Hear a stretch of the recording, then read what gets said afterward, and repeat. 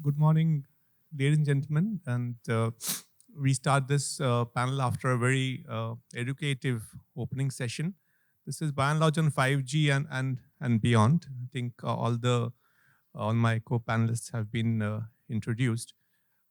This is a very informed audience, so there isn't a need for me to say a lot on 5G. Clearly, India started late because we started somewhere in almost end of 2022, while most of the other developed and developing nations had already rolled out some form 5G. We ended December 2022 with around 12 million, subscribers, mostly retail subscribers like all of us.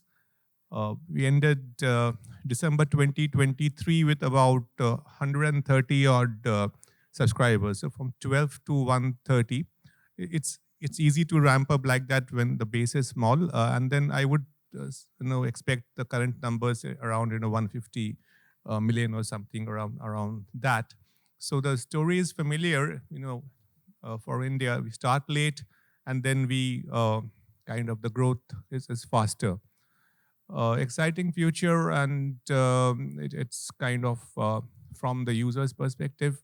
Lies ahead. There was an industry report published earlier this week, just about 2-3 days ago, which says that an average 5G user uses almost 3.5 times of a 4G user in terms of data usage. So 3.5 times of 4G itself is quite high, and fixed wireless access, which has been rolled out very recently, users on fixed wireless access actually they consume 2.5 times of the 5G users. So that's quite high. So in this context, usage is high, consumption of data is high, and I think the speaker from previous session said, ARPUs are low, investment is needed. It's a kind of a okay situation to be in, but from a telecom operator's perspective, investments are needed. However, the returns from 5G seems to be low. Saurabh, Bharti, Airtel, I think we only have one representative from the telco. So how does this work? Data consumption is high, things are growing, huge subscribers in terms of growth, but looks like things are difficult from getting more money for, paying for 5G. Over to you. Yeah, thanks. Thanks, Jaideep, for the question, and also thanks to Voice and Data for inviting to this important session. So I think let me step back from this specific question, Jaideep, and also give the perspective that India actually has done phenomenally well in terms of rollout. And I mean, this has been, there cannot be any doubt onto that part that this has been the fastest 5G rollout in the world. And it has resulted into improvement on the customer experience tremendously. I mean, if you look at all the industry reports, third-party reports, whether it is Sharp from, which talks about the digital quality life index, if you look at Open Signal reports, there is a remarkable improvement which actually has been seen in 2023 over the previous year. If, for example, the DQL index, India's improvement index was actually the best. I mean, in the 2022, in the improvement, this is largely the mobile internet that essentially I'm talking about. India was ranked number 86, and then 2023, in terms of the mobile internet index, the improvement was, India actually was the world number 1 in terms of the overall improvement. So I would say that 5G has made the high quality internet accessible everywhere, right? So I would say that from a monetization perspective, right, this is, we have really scratched the surface, but the investments into 5G has definitely resulted into a remarkable quantum leap in terms of the customer experience. And this has come not for the people who are using 5G, but also when I say about these indexes, these are blended index of 4G and 5G. So the capacity constraints which were there in 4G, I would say that for India, 5G was very, very timely, right? So these investments into 5G essentially had meant that the capacity constraints of 4G could be overcome. There was more headroom available in the 4G, and now the issues which were started to come up in terms of the data, internet speeds, and things like this, I think they could be more or less solved.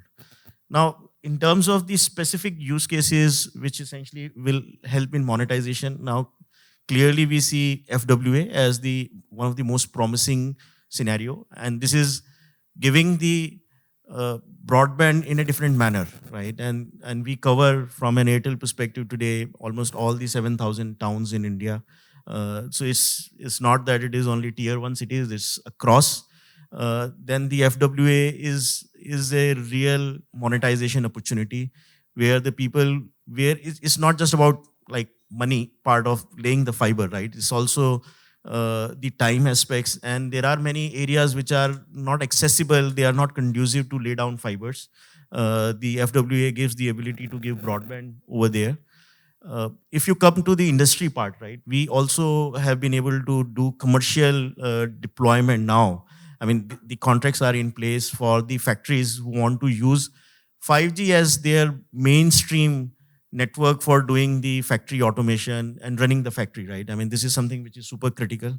There are many experiments that we are doing in the other industry verticals. I mean, whether it is healthcare, whether it is smart grids. So I would say that, you know, we have just scratched the surface on the industrial monetization part of it. I think the consumer monetization is coming from customer experience, and FWA will be the big trigger for monetizing. In terms of industry, now this will be a long tail, right? So we'll probably not have a single use case to say that, okay, this is what probably will make money, right? But there will be multiplicity of these use cases, and the EMBB or the mobile broadband will remain the mainstay in terms of the opportunity. Thank you. Thank you. It's a very candid response in terms of, the monetization from individual users is more around the customer experience. It will take some time. And also we are scratching the surface for the, enterprise segment, which is very candid. You could have said, that we are doing fantastic, etc. But then, it's not really, that's what's happening.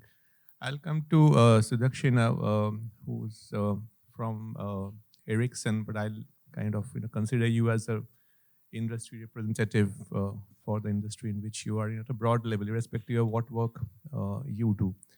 See, as not only in India, but the space of 5G in terms of the core equipment, etc., the growth has slowed down. 2023, most of Ericsson, of course, but your peers all kind of showed a disappointing financial results, especially on a quarter-to-quarter basis. Globally, huge drop in revenues on a quarter-to-quarter basis. India also, of course, on a year-on-year basis, in India, things will always grow. But when you look at quarter-to-quarter, so it looks like this, and let's remember in India, we only have, till now, only 2 of the, if I may say, 4 telecom operators rolling out 5G. So there is still some, sudden burst in 5G rollout possible when the other operators roll out. I'm not getting into that. So in the context of where the rollout phase is kind of tapering, especially for those who are rolled out already, as Saurabh also said, and things are looking a bit challenging in the context of global situation, socio-economic and geopolitical. What kind of, I'll not ask you what Ericsson is doing or what Nokia is doing. What are the possibilities and ways of capturing, adding more value to the 5G ecosystem and capturing a higher value so that revenue may slow down from the basic and equipment sales, etc. But the revenues can be sustained from, and you handle cloud and others, So I'll let you speak. Maybe we take 3-4 minutes and so that we get more chance to, come back for another round also. Thank you. Thank you very much. So I think you said it very rightly that lot of network rollout from 5G perspective did take place over last 2 years, but are we really seeing that level of monetization now? And since we are not seeing yet, so naturally the traction seems to have slightly slowed down. But this is also something which we have always seen is very common whenever a new generation technology is rolled out. We did see this cycle for 4G, for 3G, every time that happens, because by the time the ecosystem stabilizes, people really kind of, start accepting whatever was imagined by technology and move on to those new applications, it takes a little while. Having said that, if I have to really talk about use cases, and Saurabh did mention quite a few of it, and if I contextualize it, maybe from India perspective, I can just take the example of telemedicine, for example. So in India, if we look at the rural versus urban proportion, we are very well aware. It's like 70% rural and 30% urban. But if we see the distribution of maybe the doctors or kind of medical professionals, right?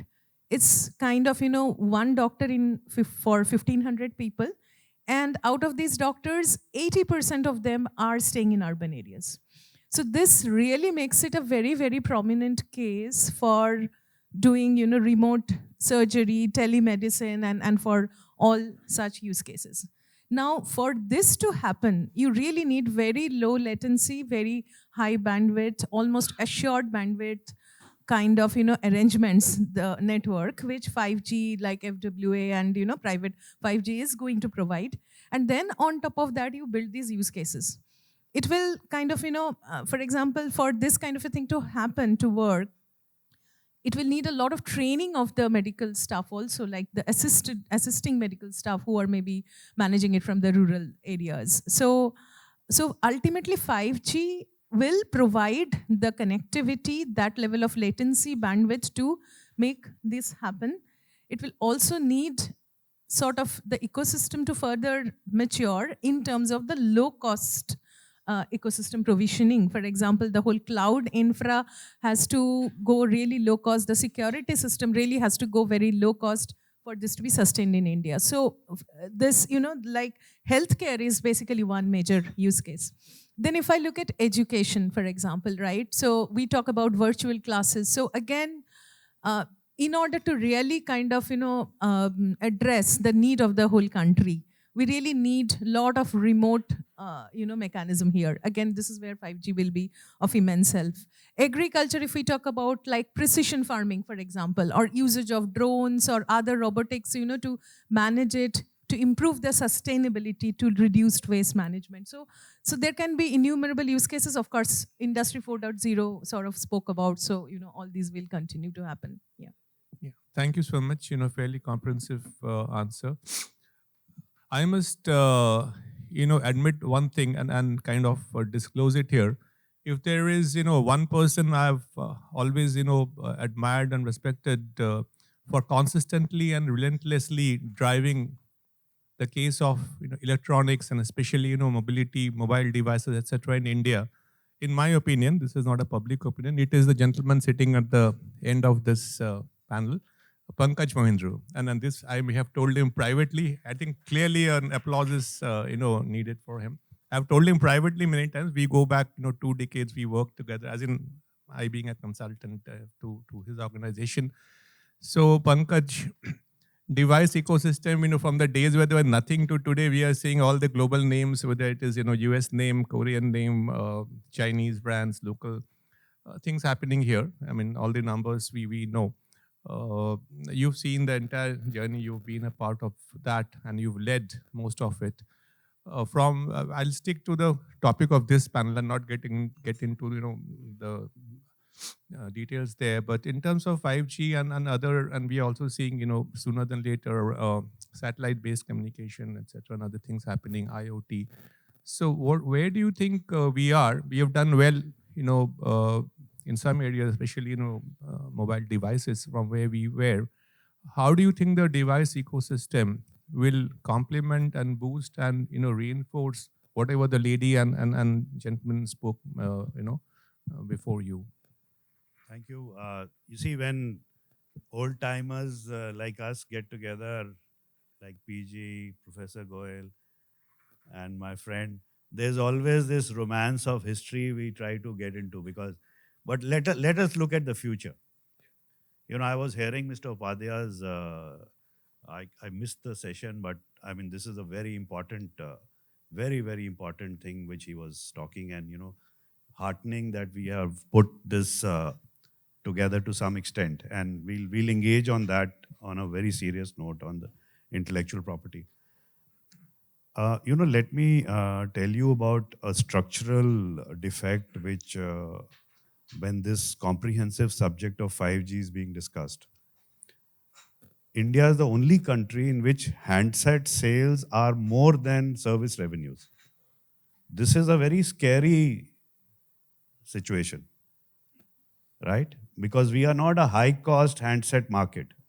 And we've crossed 3 lakh crores and the service revenues are not near 3 lakh crores. Normally, it's 1:2 or 1:1.75.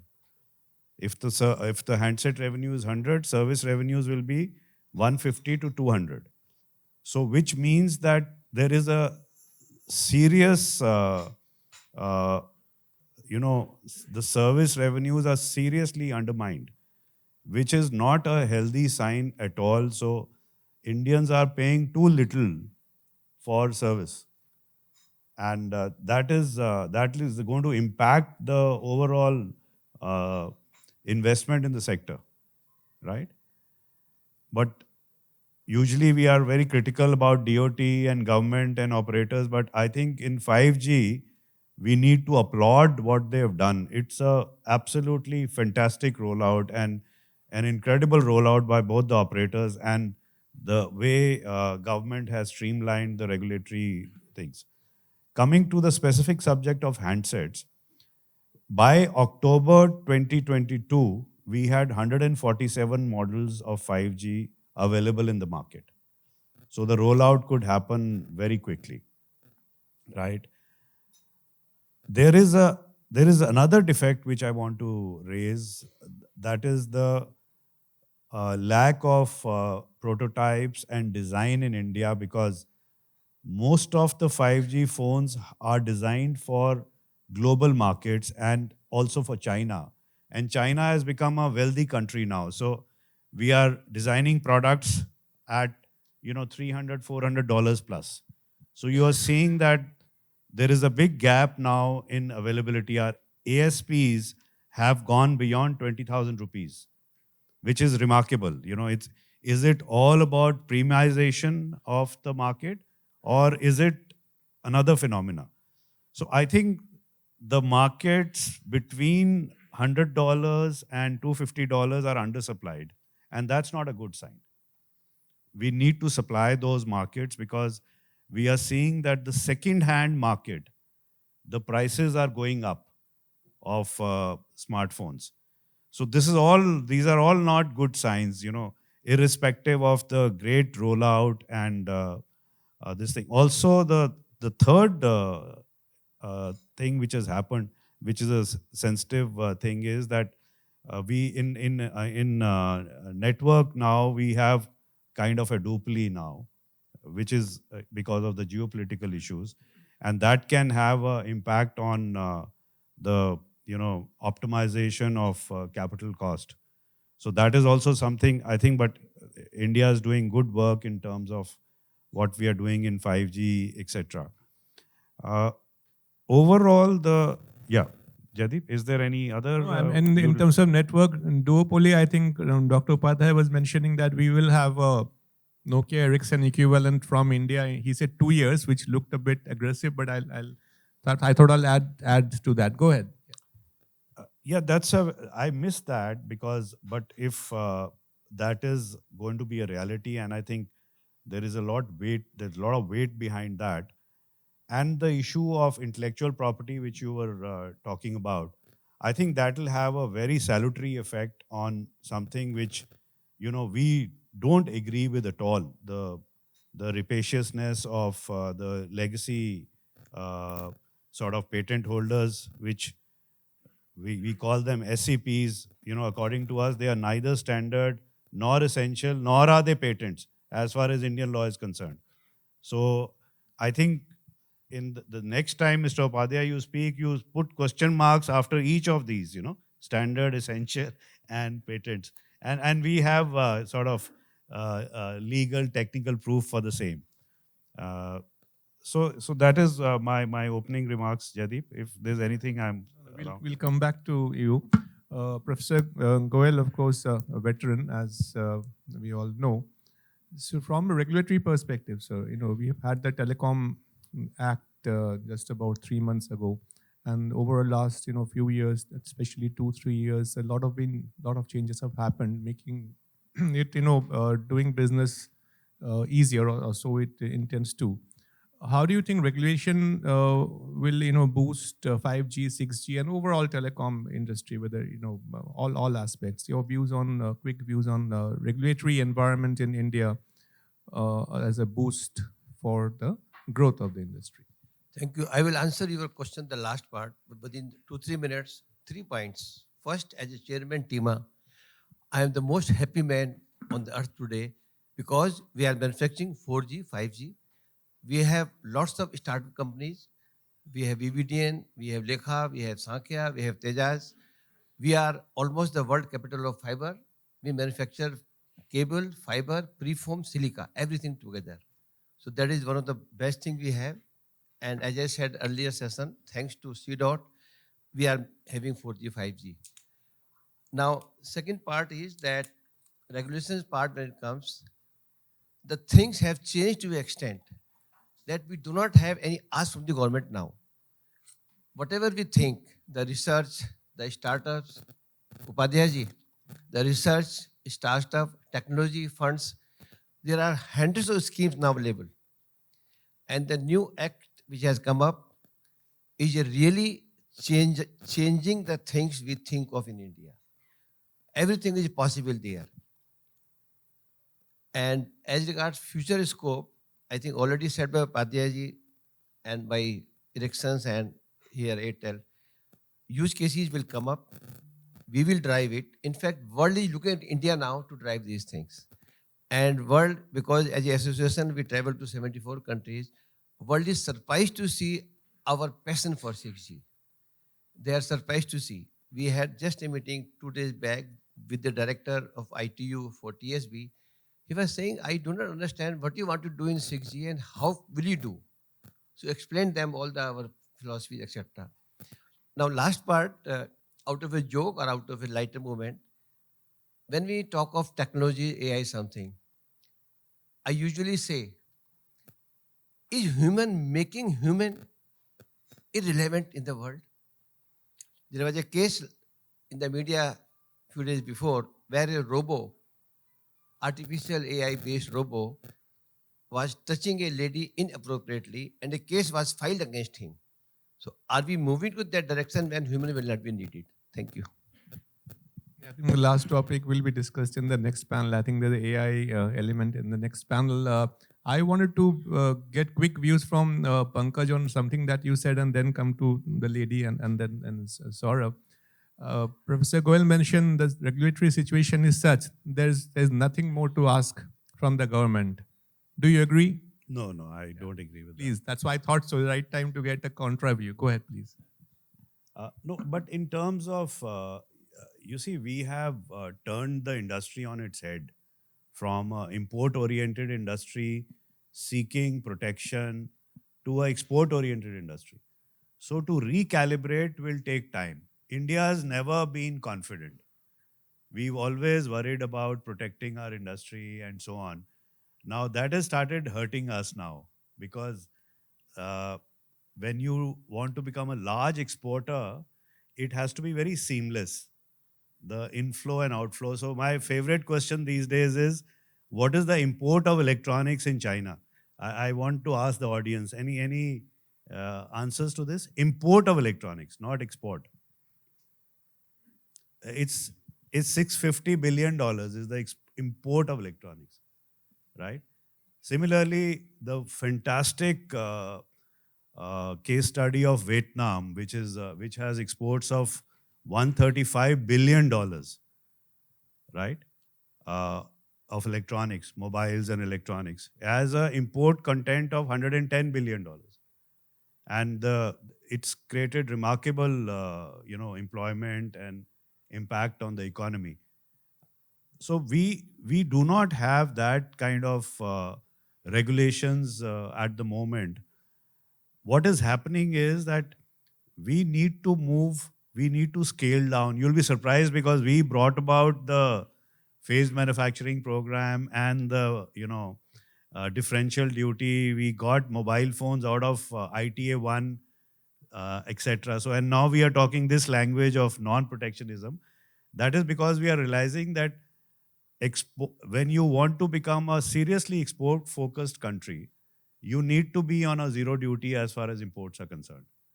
Because what we are seeing is domestic manufacturers, when you have high duties, they get into a rent-seeking kind of mode. And I've been talking to some of the companies which Dr. Goyal mentioned, like VVD and etc. And they gradually, everybody is accepting this, that we have become so confident now that we want to become an export country. So we should not have high tariffs, and we should have a scale down for tariffs over the next 3-4 years, so that we become very deeply competitive.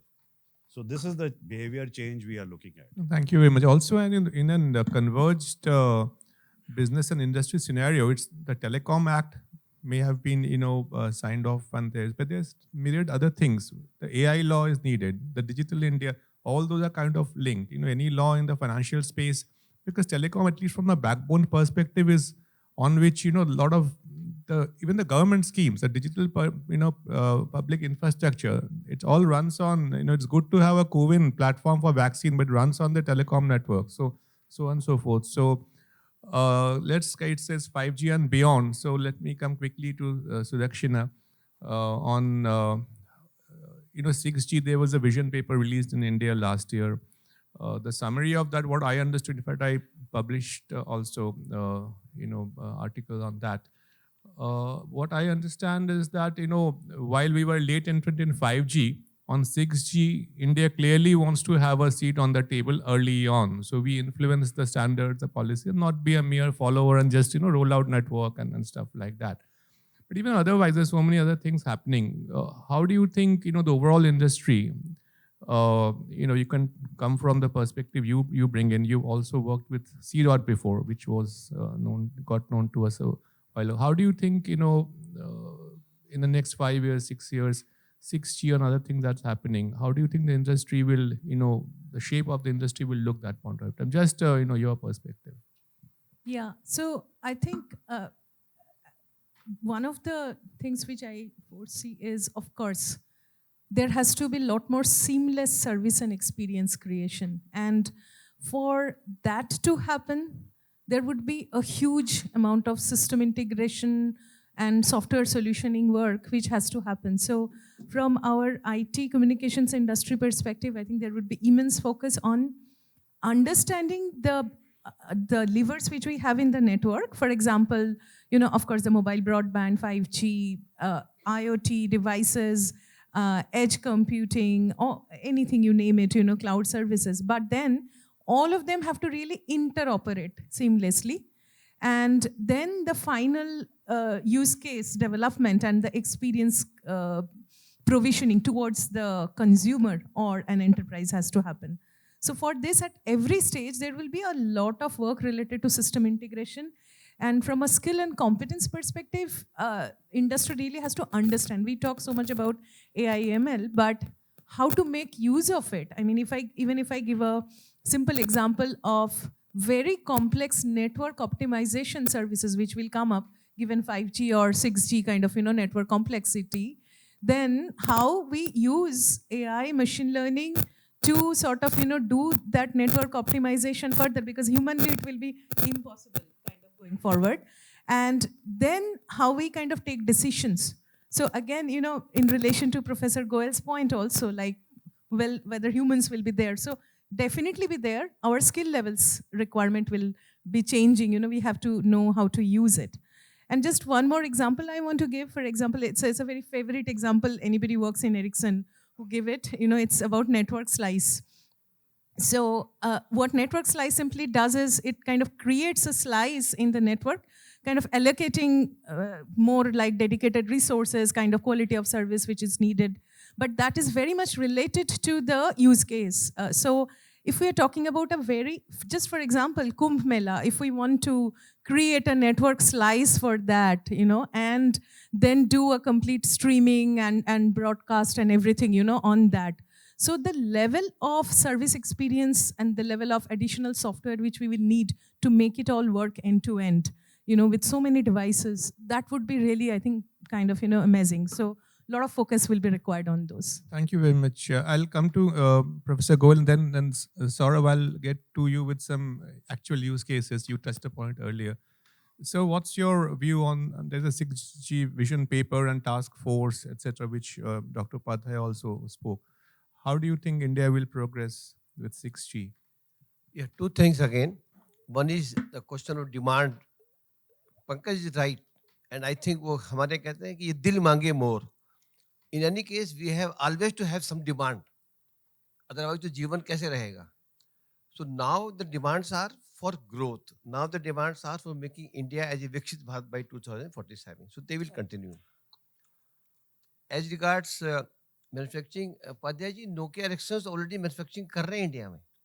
They are already manufacturing. So they are already here.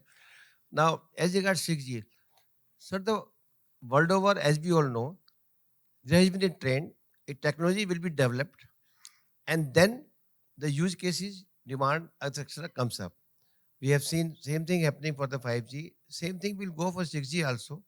We all know the dates proposed in the 6G mission, specification date, then trial date, then product date. 6G is going to change the world as we know. And I am also thinking of 7G, 8G. Because as suggested by Lieutenant General Bhatt, if the man resides in the moon or in the space, so we will go on changing it. Use cases will come, demand will come. The only change is India will be at the focus point in the world for 6G, whether manufacturing, whether technology, whether. That sounds extremely encouraging, and then thank you very much, Saurabh. Everybody is speaking about use cases. So, and you touched upon it, saying we are scratching the surface. It will be useful for me, of course, but for all of us in this hall. Some examples of things, maintaining confidentiality, of course. Some examples of things which are happening. Otherwise, we tend to speak like there's enough opportunity in healthcare, education, medicine. And Sudakshina did touch upon, but you Sure. represent, and I am tempted to also bring in the gentleman Salil who's happily smiling, maybe towards the conclusion of this panel. Please go ahead. Yeah. Thanks, Jaideep. I mean, before I answer what you asked, right? First, let me thanks Pankaj ji, right? I think he highlighted a very important point. I didn't want to mention it, but in terms of saying that how the services revenue, I think, is a significantly less than the handset revenue, which is, I think, kind of an indication of things that what has to get fixed, right? I mean, in order for us to move forward. And the second thing is, right, I mean, just also so that we are on the same page with regard to 5G beyond and the road to 6G, right? In terms of the standardization, the 6G work has at a stage where everybody is trying to figure out what would be the use cases for 6G, right? Because I think the key question, not just in India, I think everybody across the world is wanting to answer is that what is the new type of problems which 6G will be able to solve, right? We just don't want to create a technology for the sake of creating it, right? But it has to solve some inherent issues that we are not able to solve with the current set of technologies. I think, and India played a very important role in terms of placing these as an overarching statements and the goal of the 6G related technology in terms of the ubiquitous connectivity and serving the people who are not connected. I mean, bringing those aspects into the conversation, and sustainability is being seen as a very, very key element of the next generation of technologies. But it's not that the world is, or the work is going to start in 6G. I mean, the 5G technology is continuously evolving. The standards we are in currently release 19 of the 5G standards, and release 20 will come in the 5G as well, right? So these are going to continuously improve the 5G technologies as we see today. In terms of the sustainability, there is a work item to introduce the AI and sensing into the 5G itself. Now these will become the foundation stones when we move to the 6G as such, right? So this is just the background. The standardization of 6G is expected to start by about, I mean, end of 25, 26. That's when the real work will start, and the normative work, which is what we call as the detailed work item, will get finished by 2029. And the networks, the first networks could be expected beyond 2030. I think that's the general lay of land. And by that time, we'll have, significant improvement in the 5G networks, right? Because this is going to be a continuous journey and an evolution of the networks. Now, with regard to the use cases that you, Jaideep, asked, right? So, what we see, for example, the smart meters, right? The smart grid, smart meters, whether it is electricity, water, this will remain a very important piece. Airtel, we have been working with a lot of industry leaders who essentially make these meters in India and get that deployed. This might be a mix of 4G technologies, NB-IoT. NB-IoT, by the way, is actually a 5G classified technology as well, and a mix of various other things, right? So this is something which will be there. We've talked about healthcare probably, and telemedicine, telehealth will happen in different manners. We have done some experiment with connected ambulances. These are some things which are, now actually rolled out in a very pilot scale, I would say. This is something which will continue to be important. Education, I think we've talked about. This again will happen in various forms and factor. Probably that's something which will come up. Another area which will become very important, sometimes not so much talked about, is public safety. You see the security forces, right? If they have body cam, right? Today is very difficult to stream good quality video on the existing network. 5G essentially will provide a real useful method of connectivity. In the 5G IoT, there is a new thing which is happening called as RedCap. We did trial of RedCap into our network earlier this year, actually with Ericsson only. Now this is, the RedCap is a very interesting name. I think just for the people who don't know, the full form is reduced capability. Now, it's very interesting that, when the 5G was started, we had the EMBB, we have the URLCC, and the MMTC. These were the three cornerstones. But then, in the beginning, all the capabilities were essentially thought together. So what happened is that devices cost probably went higher. And then, in the industry, there was a need felt that for the machine type communication, maybe the entire bandwidth is not needed. Maybe there is a scope of optimization. So some things were stripped out, and then the RedCap essentially came in, and we think that this will be a very interesting proposition for the kind of variables which essentially can be used in various other deployment scenarios, use cases like watches or smart sensors and things like this. So this will become very, very useful over there.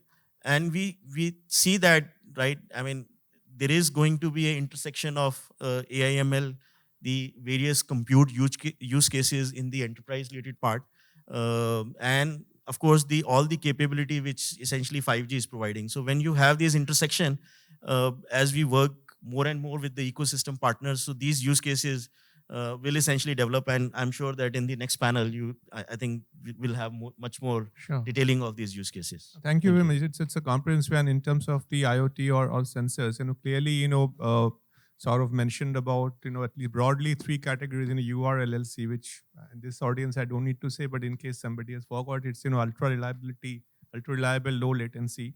And then EMBB is, of course, the mobile broadband. And then the, machine type communication is a massive machine type communication. So I think we have, I think 5 odd minutes. We can, have some comments, questions from all of you. But I'll probably start by, using my role of the, Jaideep, if I may, just add I wanted to pick up Salil's mind on this question, but go ahead after that. Just one very small point. I think, especially as we are moving full-fledged into 5G and also to 6G, I think one thing which we must remember is sustainability. That's a very, very important part. And especially 6G is going to be really AI native. And we will need a lot more GPUs. And so the computing power which will be needed was be too much high. And the carbon footprint is going to increase a lot. So how we really distribute it to kind of keep it neutral, I think it's going to be a very key success factor. Yeah. So that's just I wanted to mention. No, it's a good point. Maybe not on this panel, but the GPU story itself is, in terms of what we are seeing that's a completely different point. The generative AI and the growth of NVIDIA from nowhere to world's third largest, in terms of market cap, going beyond 2 trillion from growing, 16 in 16 months they have grown, I think, 3-4 times and all that. That's a different story. Let's pick Salil. Salil is from Geo, and I wanted to ask the same question for benefit of all of us. Some examples for around Bharti Airtel was, shared at a high level. Salil, there are 2 minutes only. Just then we can come back to. I think Saurabh already touched many of them. In addition to that, what we are seeing very clearly now moving from a POC to commercial orders in 5G are in mines, ports, remote education, remote skilling, anything which has to do with the AI-powered augmented reality, extended reality, mixed reality, remote support maintenance using combination of 5G and AI-powered machine learning and others. So I think things have started moving, although not at a commercial scale. We cannot say that it's a major revenue earner, but we can definitely see some streams now opening up. Thank you. That's what I think all of you are saying.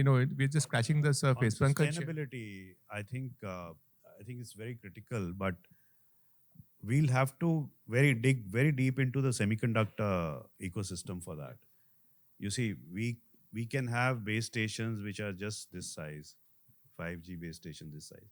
How will that happen is when we redesign, re-engineer to the lower nanometers. The equipment side has never looked at that. All this, the 2 nanometer, and now we have a 1.4 nanometer fab coming up in TSMC, which will go to one single company. All those chips will go to one single company. But the equipment side has been low on innovation in semiconductors. And I'll urge them to do that. And the tremendous talent which we have, which is doing work for others, should really look at working on this, and the great geopolitical opportunity. Because under 14 nanometer now, the chips from one of our neighboring countries are not fabricated anymore. None of the fabs in the world fabricate those chips. So it's a very low-hanging fruit for rest of the world and for India.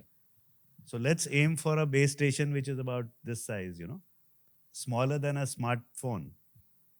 Yeah, I mean, actually, I'm tempted to speak, but I think I'll stop here because that's it. I'm not very sure if this conference has a session on semiconductor, perhaps not, but very, very, highly recommended, PGN and others. So any question, we can take one. Yeah, I think. Oh, you have one. Hello. Hello. Yeah. I just had a remark to make. So Pankaj, you talked about the service revenue and the device revenue, and Saurabh, you also sort of supported that. But in the Indian context, I don't think we should be surprised by that. In the sense that, you have a house of a 1 crore, but you shudder to pay 25,000 rupee rent for the same sort of a house. You buy a car for 25 lakhs, but the first question is, kitna deti hai? Right? So it is, you buy a 70,000 rupee television, but you don't want to pay the cable company more than 300 rupees a month. I mean, I can go on and on. So I don't think we should be too surprised at the service revenues. There was a question there. I watched Sunil Bharti Mittal on CNBC, and there was an interview going on one-on-one. He was answering, satellite, this, that, global. Just had come back from, I think, Barcelona. So then one question was, will people pay more for 5G, people like us? He was clear, nobody is going to pay. And if that's what he's saying, then clearly that's what it is. I think there's a question from somebody. Jaideep, this PG, this phenomena is only recent. It's the last 7-8 years only. Otherwise, service revenues have been substantially more than handset revenues. Go ahead, go ahead. Sir. I Always. think So we'll I need think he 2 has a minutes comment. more. I think there is no worries. There's someone who's making. Yeah. हाँ सत्या जी बताइए sir एक सवाल इनसे ले लूं पहले after him please. So Yes, can we pass on the mic to him then, please? we'll take more time as the dignitaries are commenting. I have question for Mittal sir. So what kind of use cases you have for NB-IoT? So, NBI. Yes. Yeah, sure. I think I would say that in the NB-IoT, the smart meters remains the biggest use case. And our orders of the NB-IoT devices is a significant numbers, right? I mean, I see several here. Probably he will be able to share more details when he talk about it. But I would say that that remains a very, very important use case. Then when you have the sensor devices, right? I mean, for example, when we talk about the agricultural use cases, right? This is not that you are sending too much data, right? These are the kind of devices which have to be like lightly powered, because you need, when you put up a device, you don't want to change the battery, you don't want to go and touch those devices. So NB-IoT use cases are meant for long life, low data kind of requirements, right? So those kind of use cases, wherever these kind of sensors are required, whether in agriculture, whether in the smart meters, I think I would say that they will remain very big use cases. And the second part is, we are saying that, I mean, as a service provider, we may not have all the answers, right? So we want to work with the research community, we want to work with the ecosystem player. We are working with the academic institutes, right? So for example, IIIT Hyderabad, which works on smart city a lot, right? That what kind of use cases can be created using these technologies, and how can we optimize the network? So the second question is, are you following, which kind of architecture you are following for NB-IoT? Is it IP data delivery or non-IP data delivery? Yeah, so I think we can probably get into that No, offline discussion, right, when we break out, right? And I can give you more details on that part. There's just one thing, Jaideep. I mean, you asked about the 6G ecosystem. I think, from India perspective, I would say that for creating a new technology, there are three elements which are largely needed. One is a supply side, right? And Upadhyay ji talked about what we are doing on the supply side. There is a demand side. I think whole of the world looks at India today in terms of looking at what is really needed in the 5G and beyond, right? And the road to 6G. There is a third angle which is very important, which is the human capital part of it. If you look at for any of the R&D organization, a lot of resources come from India. So I would say that India has a great role to play in all the three pieces. Yeah. Sorry, Thank sir. you, Jaideep. First of all, let me compliment the panel. Great learning for all of us, especially me. My question is, of course, like we have discussed about the use cases, and Madam Jenna mentioned about that slicing of the network.